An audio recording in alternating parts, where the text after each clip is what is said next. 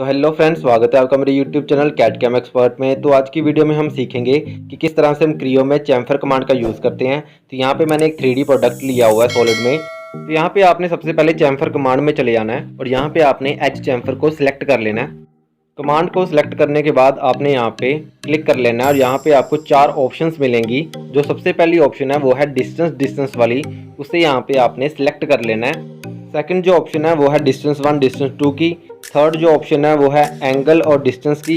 Fourth जो option है वो 45 इंटू डिस्टेंस की है। तो यहाँ पे मैंने जो फर्स्ट है डिस्टेंस वाली उसे यहाँ पे सिलेक्ट कर लिया है। इसके बाद आपने यहाँ पे डिस्टेंस वैल्यू को यहाँ पे फिल कर लेना है। तो जितना भी आप डिस्टेंस चैम्फर का रखना चाहते हो वो यहाँ पे आपने फिल कर लेना है। फिल करने के बाद आपने यहाँ पे सेट्स वाली ऑप्शन जो है उसे यहाँ पे सिलेक्ट कर लेना है। सिलेक्ट करने के बाद आपने यहाँ पे सेट 1 की ऑप्शन पे क्लिक करके एज को सिलेक्ट कर लेना है। जैसे ही आप यहाँ पे एज को सिलेक्ट करोगे आपका जो चैम्फर है वो यहाँ पे अप्लाई हो जाएगा।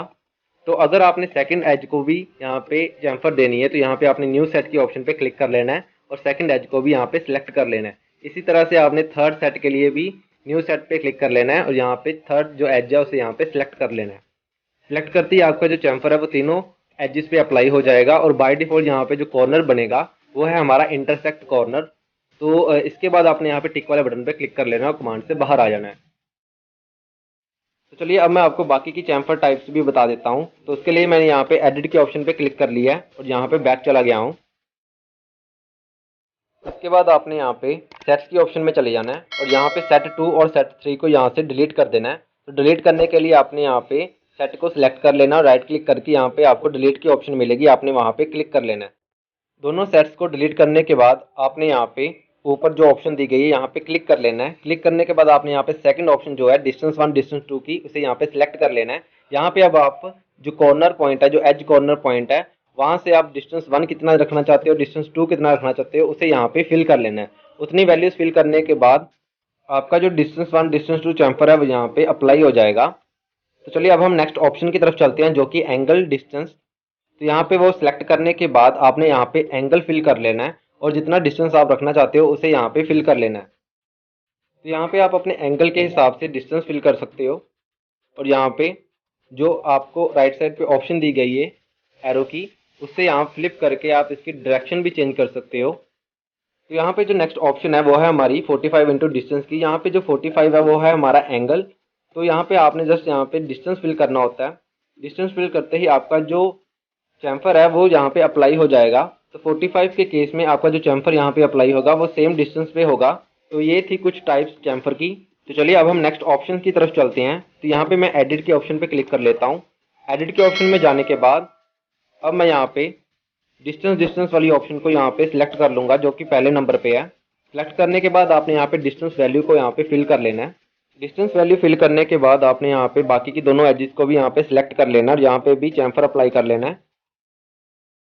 तो इन तीनों चैम्फर की वजह से जो हमारा कॉर्नर बनेगा उसे हम इंटरसेक्ट कॉर्नर कहेंगे। बाय डिफॉल्ट जो कॉर्नर बनेगा वो हमारा इंटरसेक्ट कॉर्नर होगा। तो इसे हम चेंज करने के लिए यहाँ पे ट्रांजिशन मोड को यूज़ करते हैं। तो ट्रांजिशन मोड इस टाइम अभी ऑन नहीं है, तो इसे ऑन करने के लिए आपको यहाँ पे ट्रांजिशन जो ऑप्शन है उसे यूज़ करना होगा। तो यहाँ पे जो ट्रांजिशन ऑप्शन दी गई है वो ये है ऑप्शन, यहाँ पे आपको क्लिक करके इसे ऑन करना होगा। तो चलिए मैं यहाँ पे इस ऑप्शन को ऑन कर लेता हूँ।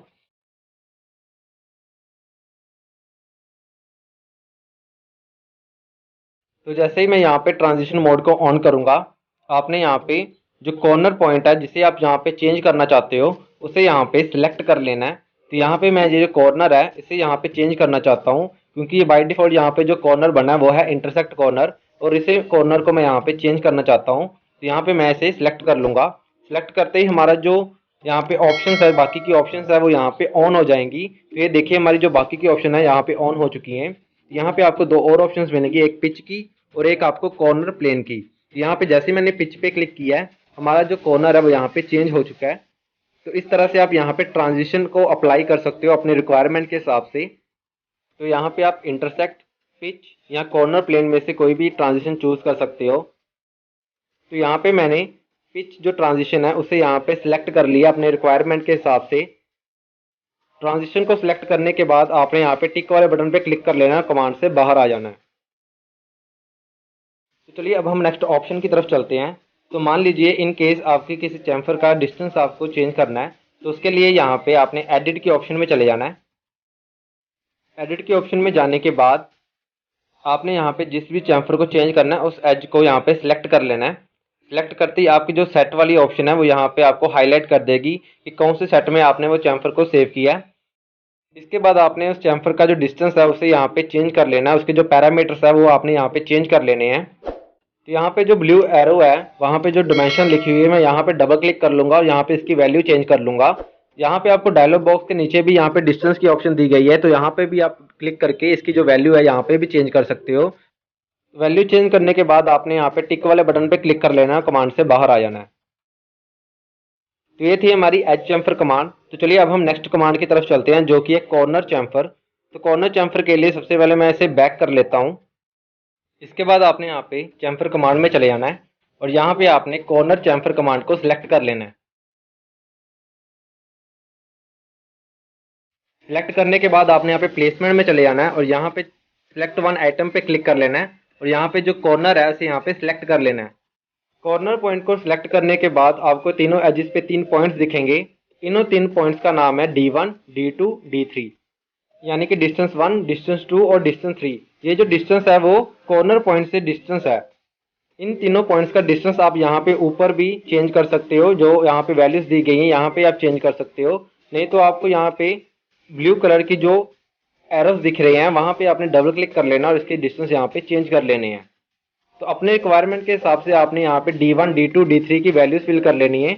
वैल्यूज फिल करने के बाद आपने यहाँ पे टिक वाले बटन पे क्लिक कर लेना है, कमांड से बाहर आ जाना है। तो ये देखिए हमारा जो कॉर्नर चैम्फर है यहाँ पे अप्लाई हो चुका है। तो ये थी हमारी आज की वीडियो जिसमें हमने सीखा कि किस तरह से हम चैम्फर कमांड का यूज़ करते हैं। तो आपको ये वीडियो कैसी लगी मुझे नीचे कमेंट करके जरूर बताएं और वीडियो को लाइक और सब्सक्राइब करना ना भूलिएगा। धन्यवाद।